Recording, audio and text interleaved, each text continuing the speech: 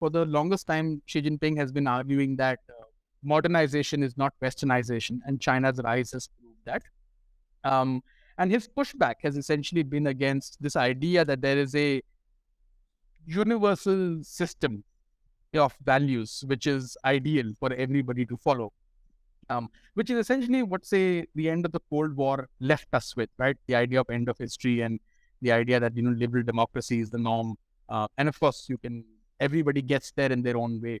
And therefore, that leads to certain kinds of social values, right? Whether it's around freedom, whether it's around speech, whether it's around expression, whether it's around political participation, whether it's around development and how that trickles down. So all of that, right? And so Xi Jinping is basically saying that, hey, look, our growth and our development shows that modernization is not westernization, and it need not mean westernization. He says that, look, mankind has certain common values, which are peace, development, equity, justice, democracy, and freedom. These are our common values, but these are not universal in terms of how they are interpreted. Like, you may interpret development very differently than we may. And that interpretation is based on your civilizational experience. Likewise, you may interpret equity and justice very differently. So, for example, in the Chinese context, freedom, which is part of a core socialist value, is not interpreted as an individual value, but it is interpreted as a societal value, right? So, whereas in, say, the United States or in, say, Indian understanding predominantly, freedom is an individual value, right? We look at freedom as individuals as opposed to a community. In India, we have this conflict, but at least constitutionally, we look at it predominantly from an individual point of view. In China, let me interrupt you, Manoj. How does this apply to, say, Afghanistan, which is denying education to girls? Precisely. Precisely. Or even Iran, where they're shooting women for not wearing a hijab. Precisely. So that's my argument, right?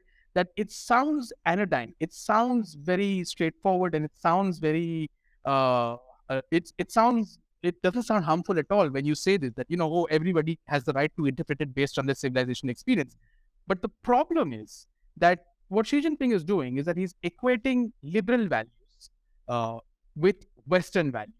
And he's essentially saying that that should not be your template. You can do what you want to do, which can then legitimize all kinds of actions which, are illiberal, which are regressive, based on certain civilizational ideas. So to me, what he is therefore doing is, in a very insidious way, shifting the paradigm of human progress back to some sort of civilizational template and saying you can do what you want to do. We're not bothered by it. And so, exactly. And he's basically juxtaposing China's engagement with the world by saying that, look, the Americans want you to behave a certain way. We don't want you to behave a certain way. We believe that we respect your individual, your civilizational right to do whatever you want to do. And we believe that civilizationally you can define democracy the way you want to define it. It's perfectly fine. Everybody is a democracy, provided they define themselves as that. And what are the contours of democracy? You can choose. Why should there be one framework? Now, as much as I understand and I appreciate even countries like India, where the pushback against what we see as interference in internal affairs, and that's a legitimate case to be made, that you do push back against unnecessary interference in internal affairs. It is important for us also to understand this, given that India is a democracy, India is a society which, at least I aspire for liberal growth in India, liberal values in India.